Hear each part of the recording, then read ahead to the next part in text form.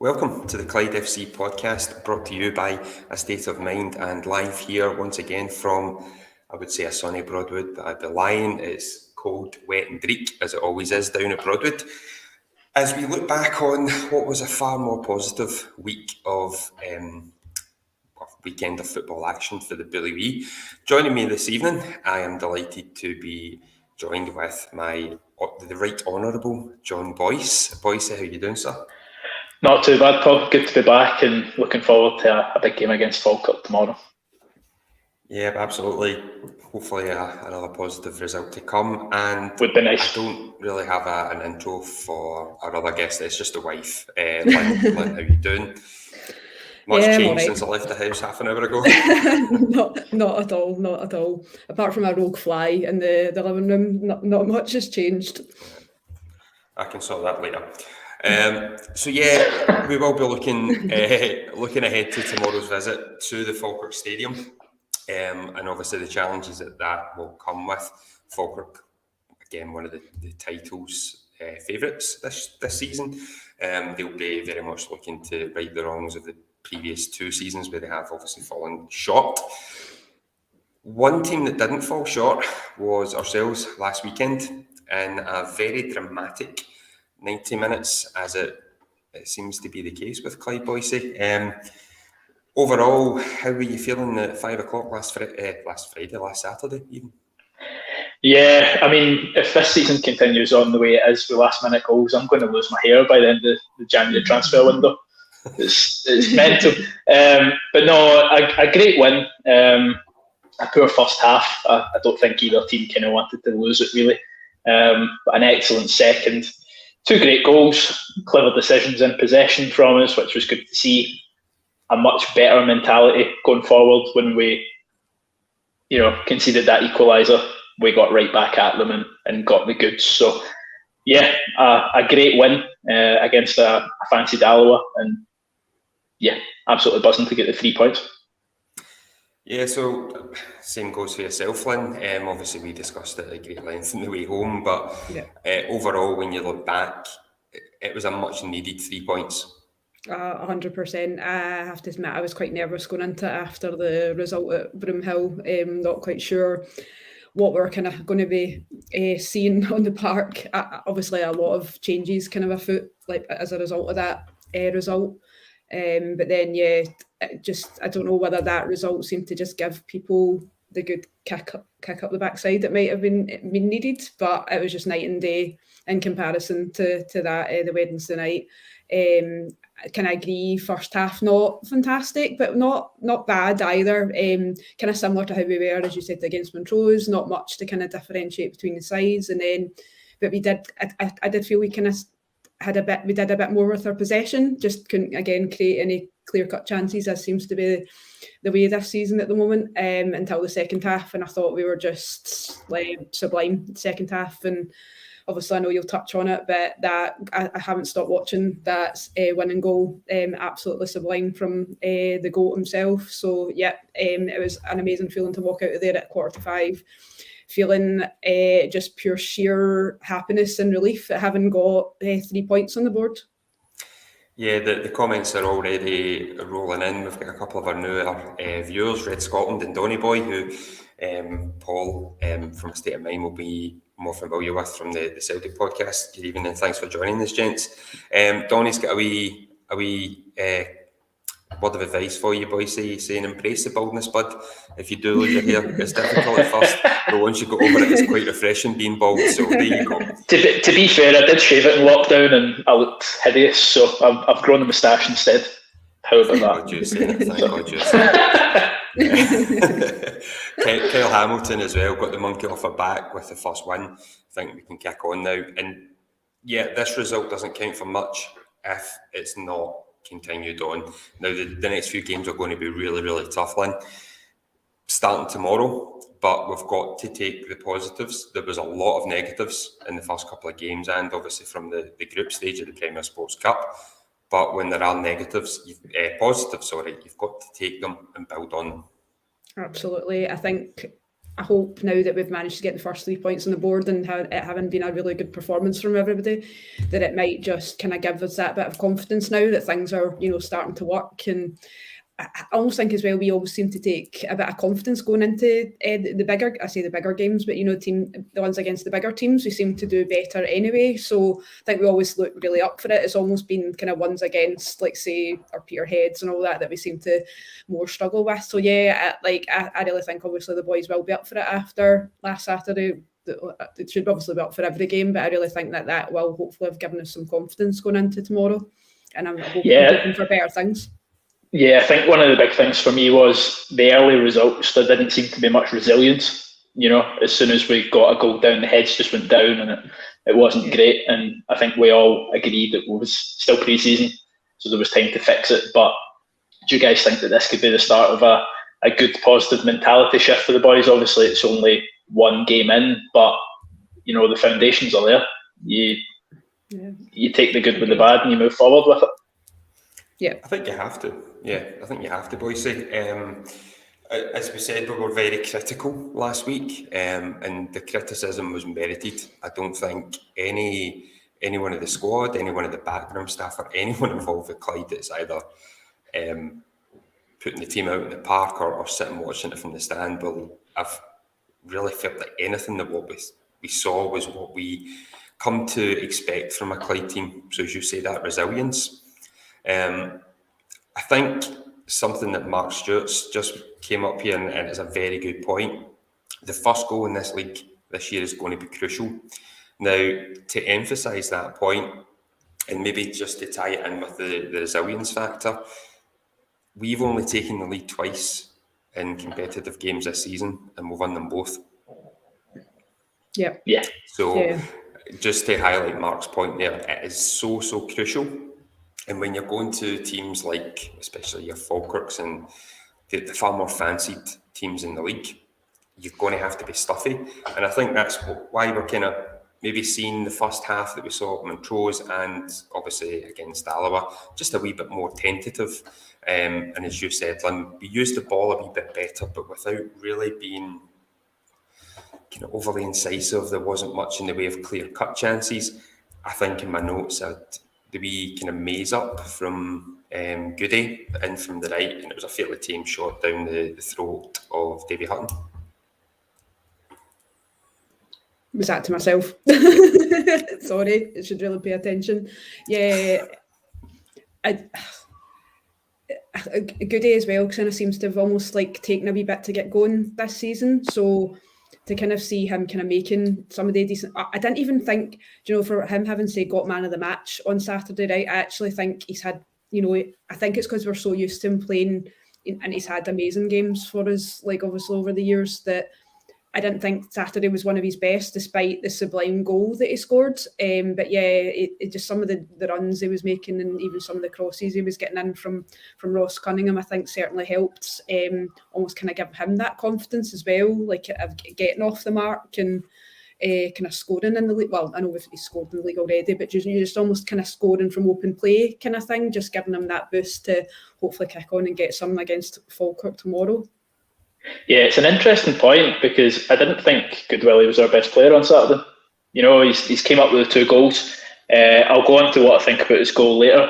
There might be some interesting responses to that, but I think Aaron Splain and Paul Kennedy had amazing games on Saturday.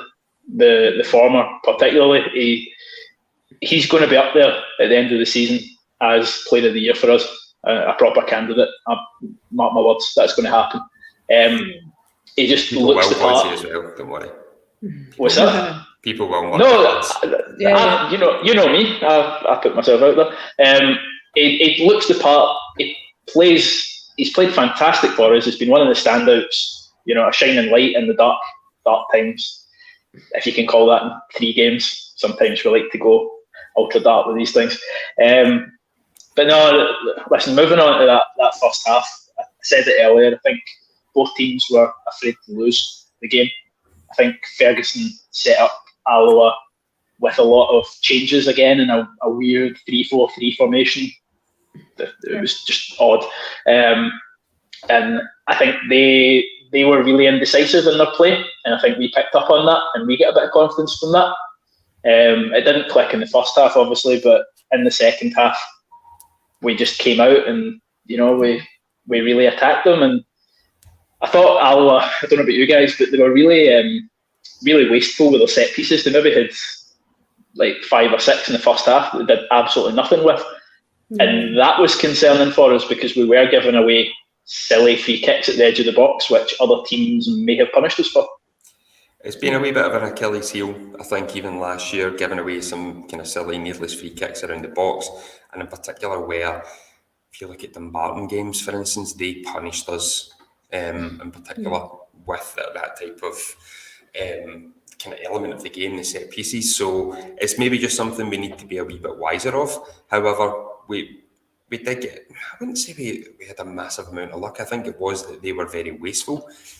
I think from open play, I have to give a big nod to the centre-half pair, who I thought, in all of the discussions for men of the match, you mentioned Splain, obviously David Goodwillie for his goals and other parts of his performance. I thought Matty Elston was absolutely brilliant at the centre-half position. And also, as far as taking the threat of Connor Salmon out, Scott Rumsby done an absolute number on him. It was great to see Scott Rumsby. I think when you give him that type of task, he can really stick to it. I think that's maybe more his game than the, I don't know, free roaming central defender, if that is such a thing. But I think that man marking element, especially in the second half, he just done a number on Salmon, and they had nothing really up front. Yeah, it absolutely nullified Salmon. Like, you just seen, I think there was that one tweet that Dom put out about Connor Salmon's first touch. Like, it was, he just not had a poor game. But he was obviously, I think, made to look poorer by Scotty Rumsby, by his man marking being so excellent on Saturday. So yeah, completely nullified any threat that we would have maybe faced from him. Yeah, on Scott Rumsby, he's a guy that's come under a lot of criticism from Clyde fans recently. You know, ever since we signed him, he was, you know, he's not tall enough, he's not quick enough. Why is he in the first team? That on Saturday shows why he should be in and around that first team starting lineup for me. He's not the biggest guy in the world, that's granted. But against Salmon, who maybe has 4 inches on him, something like that, a guy who's played at the highest level, he outclassed him on Saturday. Rumsby absolutely had him in his pocket the whole game. The wee clever nudges, you know, positioning, showing him one side, showing him the other. He didn't get a look in. And as you said, Lynn, he was fantastic, and as Paul said as well. But Matty Elston has continued to step up in that centre back partnership, and I think that's what we go with now. Moving on to tomorrow, Elston and Rumsby. Yeah, I think Elston and Rumsby are absolutely the centre pairing to beat. Conrad, I think, is going to have to work pretty hard to get himself back in that frame, because they're definitely the strongest in they 2 positions for me at the moment. And that's what I think we've been missing when players have been given the opportunity, is that none have truly grasped the opportunity that's been presented to them. So it was good to see, like Scott Rumsby, stepping up to the plate. Now, conscious of time, we do need to discuss the 2 goals that we scored at the weekend. Both brilliant, I think, in their own individual right. We'll come to yourself, Lynn, first. We'll just go to the winner, because the winner was simply sensational. I mean, there's no other word for it. Kind of all the S words, and I would call it sublime. I genuinely, when we were kind of watching these kind of like dinking at the kind of side of the box, I just thought, going to cross it. There's big Rob Jones in the centre, going to cross it in for him to get the winner, and he just found the most impossible angle, and I thought, he's hit the side netting. Like, I honestly couldn't believe it had went in. Like, I had to honestly look twice and see, that's actually rippled the back of the net, and it's not kind of went round like via the side. But yeah, it was just like one of those, where you just kind of stand and just have to, like, you obviously stand and applaud anyway, but it was just, I think even the opposition fans must have just been like, take a bow, like that's just, you can't do anything about that. Like that, and it absolutely made it for me, seeing some of the images afterwards as well of some of the opposition players not looking too happy about it either, shall we say. So yeah, it was a stunning goal, and one just that left me in complete disbelief. And I think, as I said, I've watched the goal like a bit over 100 times since last Saturday, and I might watch it again tonight before tomorrow. So yeah, absolutely superb effort. I believe someone in the commentary box uttered the words, "Oh my goodness." A snuck the ball home, Boise. Do you know who that was?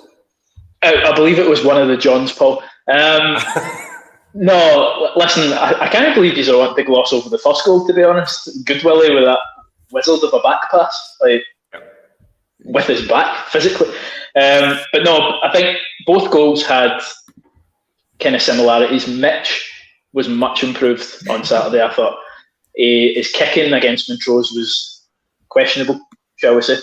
But we know he's one of the best keepers in the league, so he can have an off day, and I'm sure he's a big critic of himself as well. He got the ball out quick, out to the left. Kennedy, fantastic ball over to Cunningham. Lovely ball in, and Goodwillie with it's up there with one of the best headers I've seen at Broadwood. Like, it's so good, right, technically. And it always makes me laugh seeing a keeper try to get something that they can never get. It just makes the goal look that much more special. On to the second goal. Thought Mitch got the ball and got it out quick again, which was great. That's a big part of our play. You'll always see Mitch looking up the park and try to get Goodwillie going. Goodwillie, I think, had his number on Mendy all day. Mendy, don't think he had a great game. And then Goodwillie gets the byline, and we're all thinking, cross it. You've got big Andy Graham right in front of you. You're never going to get past him. For some reason, Andy Graham goes to ground, then Goodwillie just goes past him with a lovely wee move, dances past him, and then you're thinking, David Hutton's at his near post. He should be saving this, but he doesn't. So there's two opportunities for them to stop Goodwillie, but he's just that good that it goes in. So I think on both sides, we're obviously in the camp that it was a fantastic, sublime goal by Goodwillie, but make no mistake, I'll well be thinking we could have prevented that twice. Yeah. Absolutely. But at the same time, we grasp the 3 points, we take it, it fires us up to a nice 6th place position at present. Ahead of... Sorry, I was just going to say there's also some chat, if you're kind of seen in the comments. I think Robin initially asked how close is Goody now to the 100. I think we are on 90, 95, 96 now, aren't we? 5, I believe.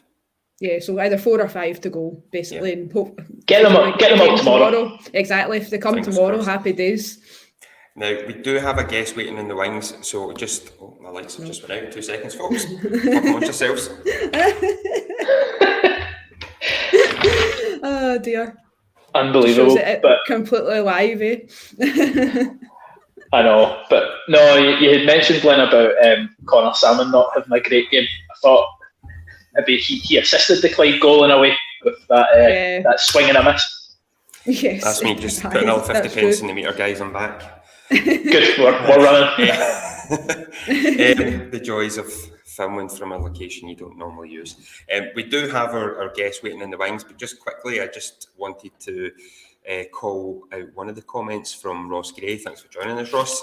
He's asking, what's the opinion on how the Falkirk game should be approached and the potential lineup? Come to yourself, Boise. Are you changing much from the starting 11? Obviously, Adam Livingston went off injured. Provided he's fit, he starts at left back. Are you changing much else? Yeah, so I think Falkirk set up, I believe most of their backline is over 6 foot. So there's one of two things we can do. We can start Rob Jones and go the aerial way and hope that he wins the balls to knock down to Goodwillie, or we can go the way that we've played against Falkirk before and we get the ball on the deck, play really good football and pass it round them. So I don't know what way we're going to play, but I'd probably prefer the latter. The defenders that they've got, Ben Hall in particular, is a fantastic player, and I think Rob Jones might just be outmatched on that this early in the season. with match fitness and stuff coming in. So I'd like to see us set up to emulate what we've been doing in the last couple of games, stalling the opposition in the first half, getting a foundation to build on in the second, and then setting up on the counter-attack. I think we're under no illusion that Falkirk probably have a better squad. They have more money this season.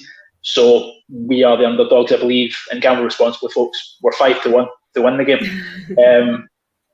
And that just shows how people think this game is going to go. So I'd like to see us sit back, absorb the pressure of Falkirk, and then we've seen it in the past. We can counter-attack. We did that against Cove last season to dramatic effect with that 3-2 win. Yes, Ross, nice to see you, and that's how it's set up. Right, let me make it quick. We've got Jimmy waiting in the wings, so... preferably for me was your kind of latter option there, Boise. I think I'd prefer us keeping on the deck. I think that's absolutely where we're strongest, and getting Ross Cunningham kind of down the wings and getting the crosses in to Goody. Yeah, potentially a bit of height maybe in there with Jones as well, but we'd absolutely need Goody still up front. I'd rather not go down the kind of aerial route because it didn't work in previous games. So let's stick to what we're good at and hopefully go kind of stick to the passing on the deck. Yeah, sorry, Colin, just quickly, Mark Stewart saying that the bookies are never really wrong. I believe someone had an exact prediction of last week, so maybe we should take I think it might have been what that me person said. Aye, we'll just not on the podcast. We'll do some last minute predictions before we finish up today. So we do have a special guest joining us tonight, and our guest was an absolute favourite of mine in his time at the club, and he was very much a fan favourite. He played 70 times for the Bully, and in those 70 games, across 2 spells, he scored 6 goals. We'll ignore what happened in between these 2 spells, though. We'll forgive him for that. That's why he's waiting. His first spell at the club, he was a pivotal member of the team that went within just one measly goal of promotion. And in that time, as I said, he became a firm favourite for his dynamic midfield play. His last goal for the club came in that Alaba playoff match as well, which I'm looking forward to discussing with him. I am, of course, talking about Jimmy Gibson, who hopefully should be joining us. Jimmy, how are you doing, sir? Welcome to the show. Good. All good. Yeah, it's been good so far. Thank you. So, nice to see you, Jimmy. It's great to have you on. Obviously, I was nipping your ear as you were trying to watch the game on Saturday, so apologies for that. But it's great to have you on. As we touched upon, you were a firm fan favourite. Just an overall comment. What do you remember about your time at Clyde? Nothing but happiness. Absolutely loved it. I obviously came from Rangers, where you're kind of a young boy. As I say, it's reserve football and different stuff, albeit you played a few games with the first team and stuff, but that was my first real kind of stint at first team football, and I'll still remain that it's the best year I've had football-wise, albeit the worst ending, but the season was brilliant. I loved it, absolutely loved it. So yeah, if you take us back to, I think it was August 2003, Jimmy, and how your move to the club came about. You obviously, as you touched upon, you were at Rangers at the time. You played a handful of appearances.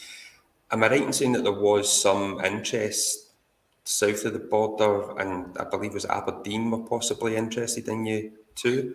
Yeah, I went up to Aberdeen. I think we came to a decision at Rangers. It was 23. Probably outstayed my welcome, if I'm being honest, in a kind of comfort zone. So we came to an agreement that it was time to move on. So went to Aberdeen for a week, enjoyed it, but I'm not the best traveller, so it was too far away from me. I ended up going down south. I had a good few offers, which, to be honest, was very, very good money. But I came into Clyde for a week straight, just to keep myself ticking over. And I obviously spoke to Aaron Kiernan at the time, and we came to a deal for believe it or not, it was like a couple of £100 a week. I think I was probably the lowest paid there, and I do you know what? I didn't care. I just, so my first day, the boys made you feel welcome, and that was it. That was basically in for a week. I think it was after the second day. I think we played a friendly against Stenhousemuir. That was a kind of trial game. I signed the next day, and that was it. But no, loved it. Absolutely loved it. So, do you remember what's your debut, Jimmy? Yeah. I've got the stats here, so I am putting you on the spot. This is a test. So, what can you remember? I can remember sitting on the bench saying, "Is there any chance you put me on?" We were playing Brecon, and Brecon's just a horrible side. They were just, I'm sure it was one each. Can't mind who scored the first goal. Can't remember. I can remember coming on, and it was just that buzz in front of the fans. It was just a Saturday at 3:00. It's something that you never really, your debut, you don't forget it. And obviously I got on, I think maybe it last 15-20 minutes, I'm not sure. And I can remember I played a wee part in the build up for the goal, and David Hagan, God rest his soul, right enough, scored. He scored the winner, and it was a great feeling. So I've answered that question well. You got it all right. So I would have gave you extra credit if you told me you came on for John Potter, but that I'll let you know, Jimmy. So an assist on your debut, it pretty much started the kind of relationship that you had with the fans. We'll talk obviously about the kind of different dynamics of the team. We'll even, I think, Boyce Ellen, do you think we should throw a wee round of teammates? Jimmy, from his time at Clyde, he can throw some of his ex-teammates under the bus and then promptly change his phone number if he still keeps in touch with them. Absolutely, it was my first season. So, Jimmy, you're one of the first players I saw playing for Clyde, and what a season it was, and what a fairy tale ending it almost would have been. So, interested to hear how the boys were in the dressing room. Yep, let's go. Let's do this. Right, so we're going straight to teammates, right? Okay. I planned that for later, but let's do it now, guys. Right, okay. So we'll start off. Who was the best trainer? Then we'll go with your first 2 seasons at Clyde, the kind of main spell. Jack Ross. Yeah. Jacko was he was a machine. He was tall. He was a good-looking guy. He had a good build. Just had it all, didn't he? Yeah, he had it all. Disgusting. Even now. I know. He's fairly aged, but I would say it's close because we trained the way we played, so we were all hard workers. But Jacko just seemed to be he was the fittest, and it was. I'll go for Jacko. No surprise to see him making the career that he's doing now. From, I think, when he came to the club, we instantly realised that we had a player on our hands from the kind of junior revolution, as it was known at the time. But yeah, to see him now, obviously the manager of Hibs, I don't think many Clyde fans are surprised. And you saw the dedication that he put into his game. Right, we'll flip it. Who was the worst? Worst trainer? Hattie. Yeah, he's the only guy that I would say is moans more than myself.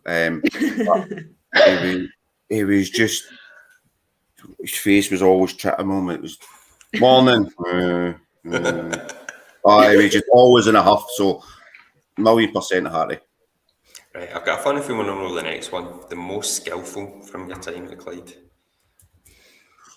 Oh, I don't know if I'm going to say the same as what you think. Okay. Right. I'm going to go with, for his wee tricks and all. I'll go for 2. Between 2 was wee girls and wee Cole Marshall. All right. Okay. I thought you would have did Kareem Kerkar. Oh, well, I forgot about him. Play, albeit with very short stint. He was brilliant. He was He was different class. I think the gone in a flash. The 4 games he played for us were absolutely insane. Is that what it was? Just the 4 games? I think it was before Dundee United came in and whipped him away from us, sadly. Oh, what a player he was. Yeah, he was so yeah, Colin Marshall and Mark Gilhenny. We girls. I'll go for them. Right, now we're getting into the nitty-gritty stuff. Who was the worst dressed? Who would you not be seen dead on? In a 1,000,000% John Potter. It's not even close. From Fairland, get dressed in the dark, a power cut every day he get dressed in. Terrible. What's he going out in, Jimmy? Big trench coats? Just terrible. And see, the thing is as well, he thought he was he absolutely loved himself.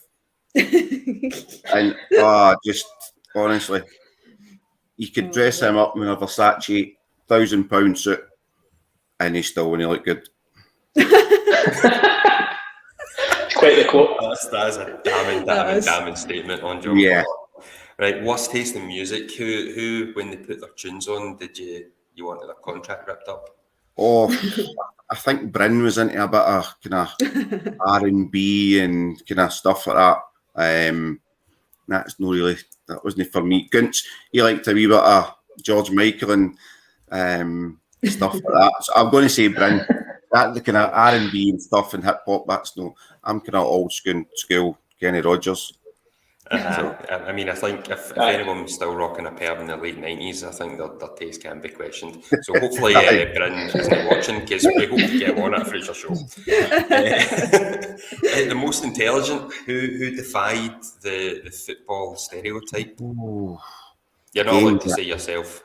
Oh, it certainly wasn't me.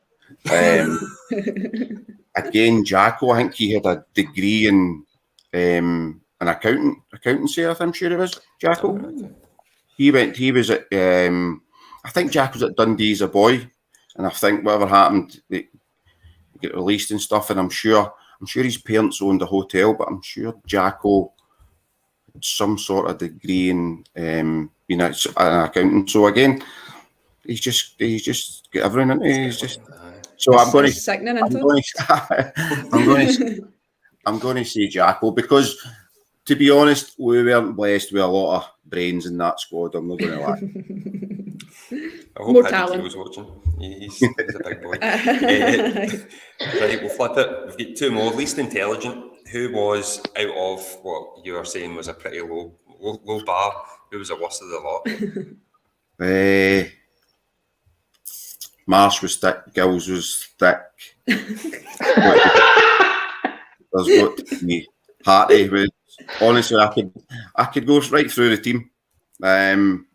Who's the worst? I need to pick somebody. Who's the worst? I'm going to say Marsh. Colin Marshall. Aye. Right, the Joker. Who was the one that kind of held the team dynamic together?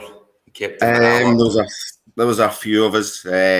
Bryn was good, myself, Gunts was good, Potts, to be honest, his gear was horrendous, but he had good power. And we had, to be honest, we always had team bond and stuff. It was, whether it was go-karting, paintball, we always seemed to be doing something. And the part was always good.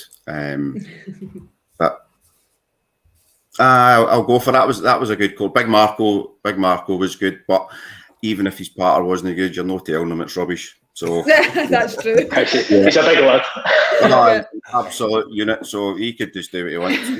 He had the freedom of the club. So quite right, in my opinion. Marco's an absolute hero. I know it's easy to look back at that team, and we did come obviously so close, Jimmy, but you speak so highly of some of these players, likes of Mark McLaughlin as well, went on to have a great career. Was there very little surprise, or maybe flip that, were there players that you thought maybe could have went even further from that squad? I know that the wee Bryson, Craig Bryson come through, and you could see he had a bit about him, but the thing he was really, really fit, and at that, at that kind of era, it was starting to come into you had to be a right good athlete, and we Bryson had that. But Big Marco was always a 7 or 8 out of 10, regardless, every single week. Not surprised to see it. I think he ended up about 30, 35, 36 maybe. He was still playing. He came back to Clyde at 40. Did he? Yep, and very nearly won promotion with us. I think in his final season. I think then he went to Beath, I believe. Yeah. That's right. Yep. So there was always there was nobody that I take the boy Kareem kind of out it, but we were all a good bunch of pros and good players. Jacko obviously went down south as well with Hartlepool and done well.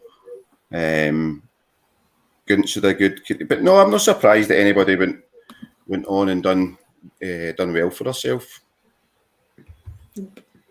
Yeah, it's a good squad. Right, boys, I appreciate I am hogging all the questions here, and you were a bit of a fanboy yourself, Jimmy. So, if you get any questions or anything you want to throw Jimmy's way before we...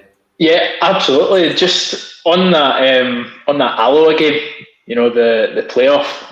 It's one of the best games I think I've ever seen. It had everything. What were your thoughts on that day, and how were the boys feeling after we finally got there? Yeah, it was mental. It was absolutely crazy. Yeah. Me personally, it was more a relief. As I say, I come back in the February after that move to the other kind of. But I had a lot of problems, injuries, and wasn't fit.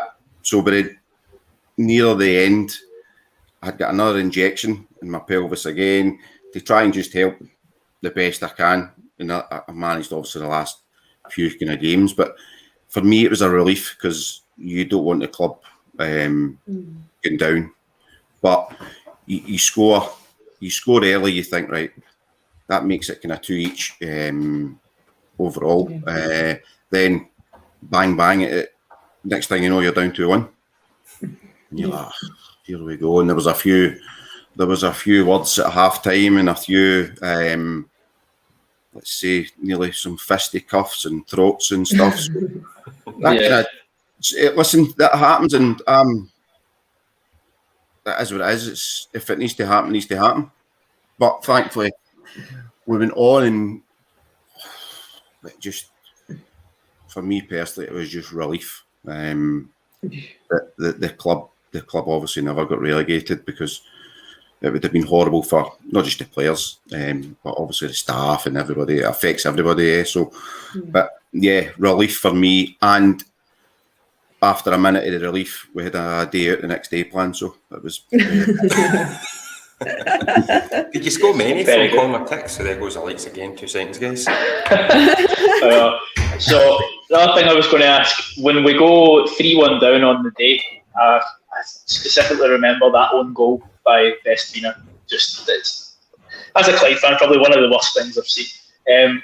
What characters kind of brought us back? Because I know Gary McSwiggan was integral in that game, kind of pulling it out of the hat. Who for you really dragged the team through? Probably yourself as well, but I think, well, that kind of team as well. Big characters: Swiggy, wee Marv, myself, obviously Billy.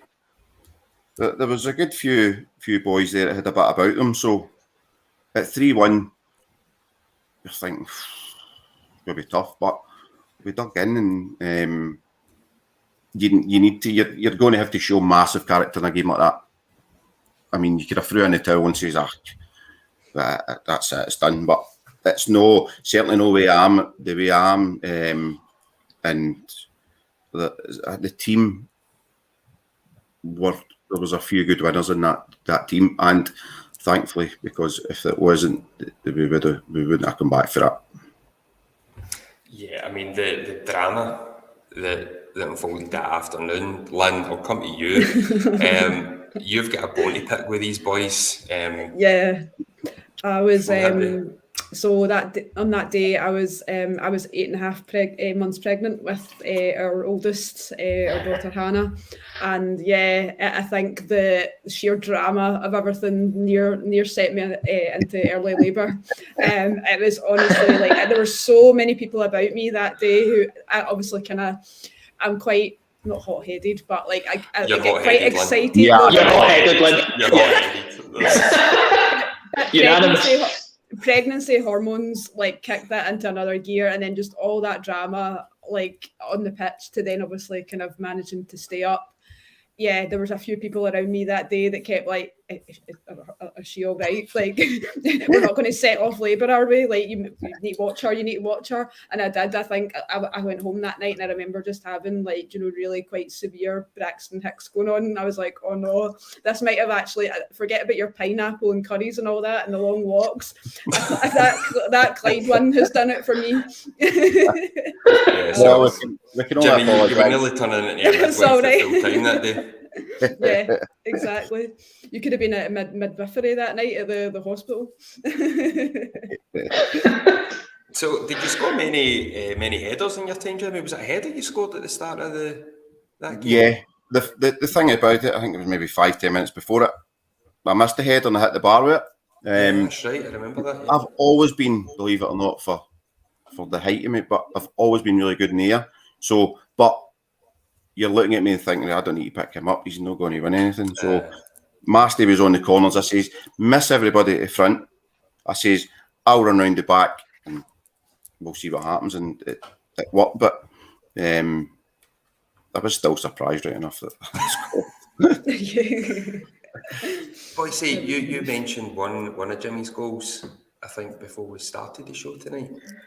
Yeah, absolutely. So, as I mentioned, you were part of the team that I kind of started my Clyde journey watching, and one of the earliest memories I have is a Partick Thistle starting game in the season.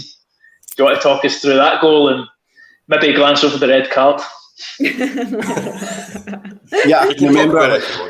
Yeah, I can remember it as if it was yesterday, because Partick come down with the look at me, we're big time here. We're just going to win the league. So we're like, okay, we'll see about that.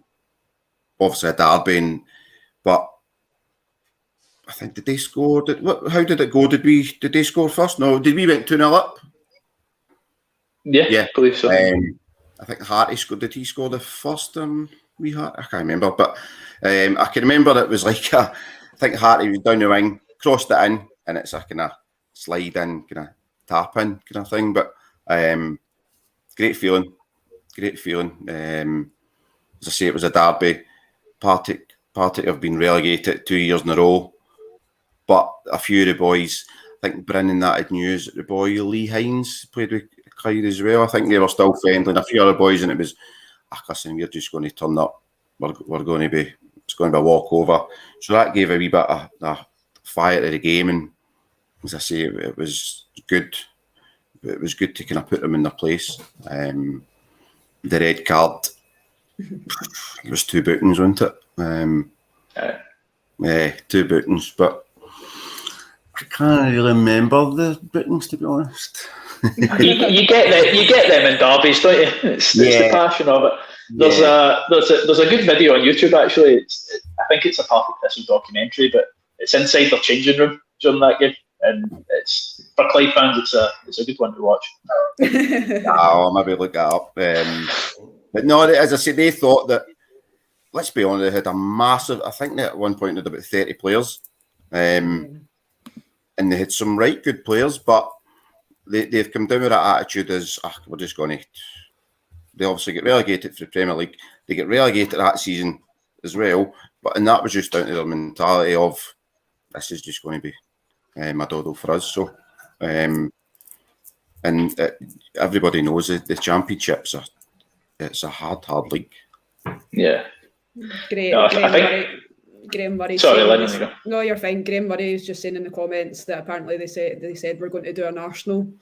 Apparently was the quote or something when they were coming. So yeah, The way we sure Oh, told the them. Invincibles. Yeah, the Invincibles, yeah. It certainly never worked out well from them, did it? No, absolutely not. And did not. thank goodness. Yeah, Robert West is talking about that documentary, boys, in the comments saying that he saw that documentary and John Lambie was raging. I think the hole's still in the wall, and thankfully it's the Colts that have it, so that's fine. But yeah, I think when teams come down with that mentality, it fires the other team up. You know, I'm hoping that Clyde can take a wee bit of that into tomorrow against Falkirk, because they always like to think they're the big boys, don't they? And we've showed them a few times over the season. Yeah, well, it showed, I think, the last maybe few years with Falkirk. They think, obviously, they're a good sized club, whatever, but it's a mentality thing. And going back to the first year with Clyde, I think, which was good because you had Marco, Jacko, a few other players that had come through the juniors and played with Clyde, Big Paddy Keogh. So they had something to prove. I had left Rangers to join. I had something to prove. So every single one has had something to prove. So that was their mentality. Whereas if you're coming into that league where I'm better than these ex-junior players, and it's not going to work. And there's nothing better. There's nothing better than I'll keep my vocabulary nice, but there's nothing better than absolutely. And honestly, it's a great feeling. Football's the joys it give you is just brilliant.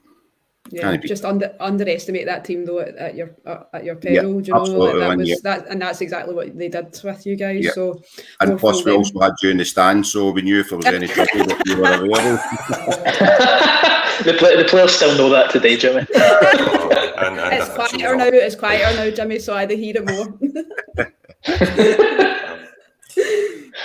I need to be careful what I'm saying, or the locks will get changed before I go. So, the more the lights it's going out. With my lights it will go out. So, obviously the end to each season probably had kind of various that you were at the club, various kind of versions of drama. So you had the promotion season, the second season there was a lot of kind of off the field issues going on with the kind of management and stuff that meant that there was a kind of mass exodus on the playing squad. Did that have an effect at the time for yourself, Jimmy, as to obviously your decision to move on, or was it maybe just a kind of natural progression you felt that you had to make the move at that point? Or I think after the first season, a few players had obviously the gaffer Kearney had moved, Jacko again, Marco, there was a few had moved. And to be honest, I had a few good offers, and I thought would it be the right thing to do, but I don't really like. Listen, Clyde's gave me the platform to play, and I owed them, and I owed them, so I decided to stay. Obviously, wee Badger got the manager's job, but I'd probably say that there was still a hangover for the season before, but it was hard to take. Really, it was especially there was obviously the talk about we were having to go to Rugby Park, I think it was, to play, and this and that. And there's still sometimes I still look on the website and you look at that season, the run we actually went on, and how many games in a row that we had won, and it must have been a right few games that we never got beat. And don't forget that the standard that year in that championship was unreal. Yeah. It was unreal. You had Falkirk, you had wee Russell playing, you had John O'Neill, then you had St Johnson, we Sid. The standard was, and obviously Inverness won it, but you look at the players they had. Probably at the start of the season, I don't know what it was at the time, but I'd probably imagine we were probably one of the favourites to get relegated.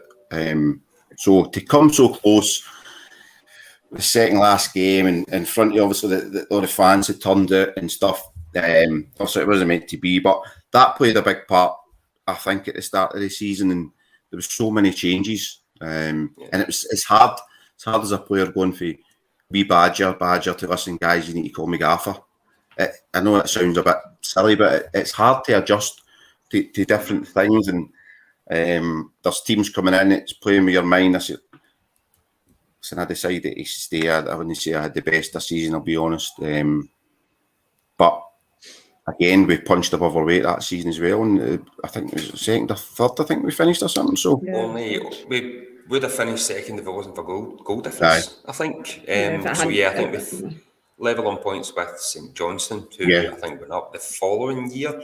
That's right. Falkirk were runaway winners by about 15, 16 points. So again, it wasn't as if it was a poor season by any stretch of the imagination. But as you say, maybe just a wee bit of a hangover from the bitter disappointment. But it's one of these things that, as you say, when you look behind hindsight, we were favourites to go down, or certainly not expected to finish much higher than 7th, dare I say it, to be 1 goal away. 1 goal, just even a point against Inverness would have been enough, with obviously the kind of scalping that we gave Brecon in the final day. Just wasn't to be, sadly. But at the same time, for yourself, was it maybe a wee bit of redemption when you came back and you helped the boys, that you helped the club stay up? Yeah, as I say, I moved over to Partick because there was changes again in the club. They were kind of interested. I knew a few of the boys there. Billy was, I said, listen, it is what it is. So I had moved. Bomber had obviously took the Clyde job, I think. He'd phoned in and says, listen, I'm getting a Clyde job. I think the boy, what's his name? Was going to be coming in and plowing a bit of money into the club. What's his name? Can't remember. But that never went through. But as soon as I heard that, obviously, he was coming back and they were kind of interested, I thought, you know what? I loved my time there. I didn't like how I finished the season, to be honest, when I left. But as you say, it was a bit of kind of, I knew it was going to be tough for in the league with the boys, and it was good to come and also play a wee part in keeping the club up. So we've got a few shout outs to do at the end. So again, I asked you this at the start. The kind of overall look back at your time at the club, Jimmy, would you say, I don't want to put you on the spot here, was it the highlight, as you say, of your career, the happiest kind of times in your footballing life at the club? Oh, without a shadow of a doubt, yep. Absolutely loved it. Loved the players, the fans, everybody around the club. It was just a wee family club that was just great to win every day, which makes it a lot better when you're enjoying it. You're enjoying the training. As I say, I'll still have the regrets to the day I die in winning league. I still think about the stupid wee points that we dropped. I mean, the third last game against Ayr, we absolutely battered them and drew on it. It still makes me kind of feel sick. But nothing but good memories. But at the same time, absolute gut wrenching memory. Because it would have been to go up with the guys that I played away would have been. And you know something? It wasn't for me. This sounds daft, but getting promotion was for the guys like Big Marco and Jacko and Pat, the guys who came through the kind of the junior leagues and worked us. I would maybe say a wee bit more kind of privileged being at the massive club and getting probably spoilt, where these guys have came through and training while they're working. So for to get promotion for the guys would have made me more happy than for myself, and obviously yourselves, and it would just have been brilliant. But now I'm going on there and you end up making me emotional and crying in the laptop, so I'm just shutting up. Sorry, Paul. I think on that time as well, you had a lot of really good, obviously, players and memories and stuff. On the promotion side of it, we finished maybe second or third 3 or 4 seasons in a row. So imagine what we could have done if the playoffs were a thing, which came in a few years later. Yeah. You know, it's unfortunate. Yeah. So, Jimmy, Rory Holmes, who is one of our contributors to the show, is making I don't even think a bold statement here. saying the second leg playoff semi-final against Alloa is the greatest comeback in the history of football. Fact. I mean, it's hard to disagree. You're 5-2 down, you win 6-5. So you're part of history in that regard, Jimmy. Craig Carmichael is asking as well. I'm not sure if he spotted you in the stand at the weekend. Can we expect to see you back at Broadwood in the stand with the fans, Jimmy? And hopefully you stick around for the winning goal next time. Yeah, I know. I honestly couldn't believe it. I just walked out and we heard cheering. I'm like, So I managed to get in them.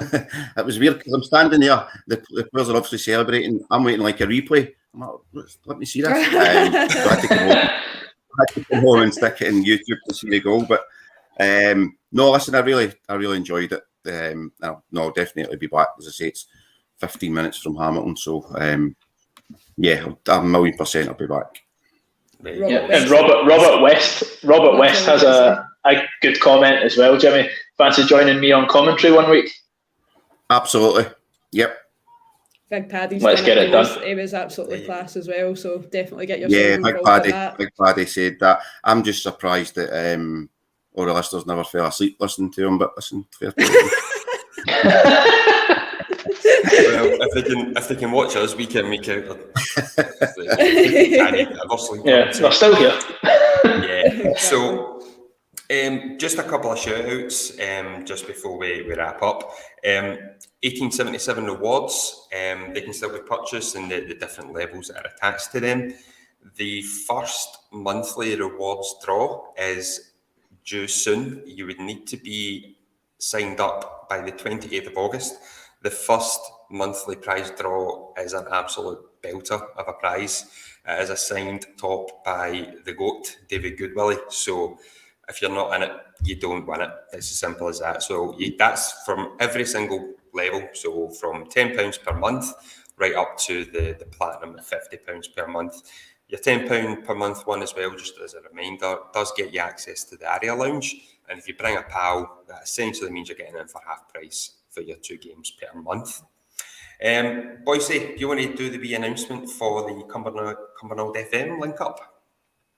Yeah, absolutely. So we're getting out into the community even more.